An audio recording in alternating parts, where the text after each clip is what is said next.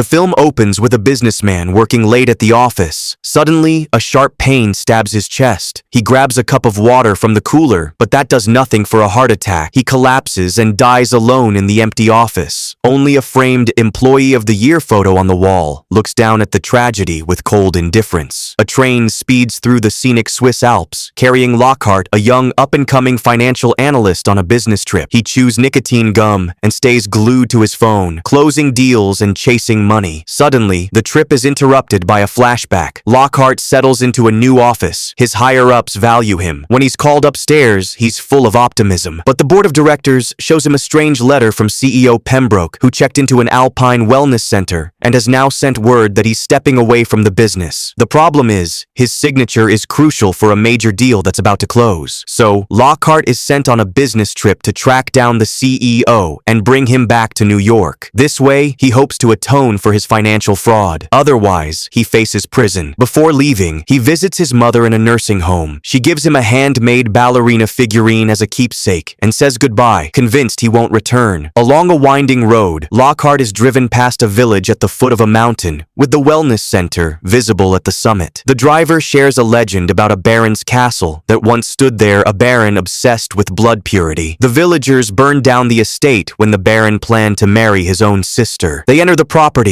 and the young businessman sees elderly people dressed in white, enjoying themselves outdoors. Lockhart asks the driver to wait and heads to the reception. Visits are closed for the day, so the yuppie asks to speak with the administrator. While waiting, he tries to call the office, but there's no signal here. He wanders across a green lawn and notices a ventilation window to the basement built into the wall of an old chapel. While talking with the administrator, Lockhart notices an old photo on the wellness center's front desk, showing the site of the burned-down castle. The doctor offers him some local miracle water while popping vitamins from a blue bottle. The administrator suggests he come back in the evening after Pembroke's treatments are done. With no other choice, Lockhart heads back to the car. As he's leaving, he spots a girl in a blue dress standing on the fortress wall. On the way back, a deer crashes into their car, causing an accident. Lockhart loses consciousness and wakes up in a room at the wellness center. He finds himself with a cast on his leg and is greeted by Dr. Heinrich Vollmer. The doctor says he has informed the management about the accident, and Lockhart will have to stay for a few days. The key is to drink plenty of water to help with acclimation. After their talk, Lockhart looks out the window and sees workers sealing an opening at the base of the chapel. He then drains a glass of water and notices a tiny speck at the bottom. It's a bug. Lockhart wanders through the building, watching patients undergoing various water treatments under staff supervision. Soon, he's invited to the steam baths. In the sauna's mist, he gets disoriented, turns around, and sees the passage behind him has vanished. He finds himself locked in a room with no way out, but moments later spots a hallway where a deer flickers at the end. Following it, he reaches Pembroke, the very man he came to find. The old man refuses to return for business, speaking instead about the need for cleansing and recalling Lockhart's father. It turns out they once started out together before betraying him. Suddenly, Pembroke agrees to come home for a few days. Lockhart asks the receptionist to call a taxi and steps outside to wait. There, Mrs. Watkins approaches him, a big fan of mysteries. She studies the history of the place and its local legends. The protagonist sees a girl in a blue dress. Her name is Hannah, and she's a special patient. Lockhart admits he'll be leaving soon, which surprises her. Why would he want to leave such a beautiful place? The stunning scenery makes him start to question his decision. When he returns, Lockhart can't find Pembroke. In the dining hall, where patients gather with Dr. Vollmer, the doctor admits he started feeling unwell after talks about work and was sent for special treatments. The young man suddenly screams, but then starts bleeding from his nose and collapses unconscious. Vollmer examines him in his office. At such a young age, Lockhart already needs special care. The yuppie agrees to the doctor's offer, but as soon as Vollmer leaves, Lockhart steals Pembroke's medical file. While giving a urine sample, Lockhart notices something unusual in one of the test tubes, a parasite-like object mixed with the liquid. Lockhart is then placed into a sensory deprivation tank. He's warned that lack of stimuli may cause hallucinations. Floating in the liquid, Lockhart recalls his childhood but suddenly notices dozens of leeches. He tries to get the orderly's attention, but the man is distracted by a nurse. Trying to surface, Lockhart loses his oxygen tube and starts choking underwater, unable to open the lid. As his pulse fades, he sees a vision of his father's death. His father stopped the car on a bridge, stepped onto the road, and jumped over the railing. The orderly revives Lockhart. They inspect the tank. There are no leeches inside. Back in his room, Lockhart reviews Pembroke's medical records and notices oddities with his jawbones. He's distracted by a strange noise coming from the bathroom. The flush handle twitches on its own. Approaching the toilet, Lockhart sees a worker rolling a cart with a body into the chapel. The next morning, he talks with Mrs. Watkins. She explains that the villagers burned down the castle because of the medical experiments the Baron kidnapped people for them. Their dried bodies were found in the fields. Lockhart suspects the Baron was searching for a cure for his wife. The ladies are taken away for treatments. Lockhart inspects a door in the tower but is chased off by a worker. Spotting Hannah, he approaches her and asks for a ride to the village on her bike, offering in return the ballerina figurine his mother gave him before she died. Together, they descend from the mountain into the village. Lockhart leaves the girl alone in the pub and heads across the street to the vet for a consultation about Pembroke. The results are revealing. Despite the abundant water intake at the wellness center, tooth loss is linked to dehydration. The harsh vet adds to the legend the Baron's sister wife was infertile. Every attempt to conceive ended in miscarriage of a deformed fetus. At the end of their talk, the vet opens up the belly of a deer that drank from the mountain spring. Inside it writhes a swarm of live leeches. Back at the pub, Lockhart calls his office. It turns out the doctor never informed anyone about the accident. He tries to talk to Hannah about what's happening at the wellness center, but a local guy is already hitting on her. A fight breaks out, interrupted by Dr. Vollmer's arrival. He takes the runaways back. In Hannah's room, they almost argue. She complains of stomach pain, but the doctor assures her she'll recover. Lockhart has a nightmare. Naked Hannah lying in a tub full of live leeches. He wakes up and sees a worker wheel an empty gurney out of the basement. At the mirror, Lockhart notices a loose tooth that easily falls out. He heads to the reception to report it. While the nurse steps away, he finds Pembroke's location on the appointment list in the transfusion wing. Lockhart sneaks there, trying to avoid staff. By the elevator, he spots a gurney with a body. Suddenly, the old man opens his eyes and screams, distracting the orderlies. While they're occupied, Lockhart slips into the elevator and goes down. He finds rooms with hyperbaric chambers, and in another room, Mrs. Watkins on a gurney. She tells him she left clues and reveals that the Baroness was pregnant, but an angry mob cut out the fetus and threw it into the lake. However, the baby survived. Lockhart notices parasites crawling under the woman's skin and recoils in horror, knocking over a metal cabinet. The noise draws orderlies who chase him, but he hides behind one of the countless doors. Inside are many water tanks, with people floating inside, including CEO Pembroke. In anger, Lockhart tries to smash the glass, but fails. He runs upstairs, but runs into the orderlies and Dr. Vollmer. The medical staff drags him to the dental office to check his tooth. Lockhart gets clamps put on. Then they drill out his front tooth. Somehow, he manages to escape the chair, climbs into the car that just brought a new patient, and urgently asks to be taken away. They head to the police station where Lockhart reports the illegal experiments. But when the officer steps out, Lockhart spots the signature blue vial of the medicine in the cabinet. The police officer returns to the room accompanied by Dr. Vollmer, who labels Lockhart a patient suffering from hallucinations and aggressive behavior. Then Pembroke appears, confirming that the young man threatened him. The fact that the old man is alive throws Lockhart off balance. He begins to doubt his own sanity and returns to the sanatorium. The next morning, he sits at a table in a room, reviewing Mrs. Watkins's records. His attention is caught by the sound of the toilet flush handle twitching. Removing the lid, he sees dozens of leeches inside, but a second later they vanish as if flushed away. Lockhart breaks the toilet to check, but the leeches never return. He writes a letter to the board of directors, similar to one Pembroke had sent earlier. Then he undergoes a series of treatments. At one point, he accidentally breaks a glass of water and cuts his cast with a shard. His leg is fine. It's not broken, as the doctor said. It was all just a trick. After demolishing the castle, he descends into the basement with a shovel in hand. Inside, there's an underground lake and an old laboratory. The lab contains dissected, aspirated leeches, numerous records, deformed human embryos, and skin peeled from faces. There's also a peculiar altar with a portrait of the Baroness, who looks strikingly like Hannah, only older. Going deeper, Lockhart finds a gurney with a body Mrs. Watkins lying under a sheet. A worker comes down from above. Hiding, Lockhart watches as the man dumps a body into the lake, where eels swarm over it. A fight breaks out between Lockhart and the worker. Lockhart smashes the man's head with a brick and runs away. Frightened and confused, Hannah heads to the dining hall to find Dr. Vollmer. Seeing blood on her dress, the doctor strangely seems pleased. Lockhart arrives and demands she be released. The doctor tries to reason with him, but Lockhart addresses the patients, telling them they're being deceived and poisoned with mysterious water. The elders rise from their seats, not to protest, but to grab the bold young man. Lockhart is taken down to the transfusion wing and placed in a hyperbaric chamber. Vollmer explains that the lake water allows the leeches to live decades longer than usual, but for humans, it's toxic unless properly filtered, and the filters are human bodies, from which mysterious blue drugs are distilled and vaporized. That's what helps locals live for many years. Later, the doctor tells Hannah she's grown from a girl into a woman. She approaches Lockhart, sitting outside on a bench, and returns the ballerina figurine, saying he gave her false hope about leaving.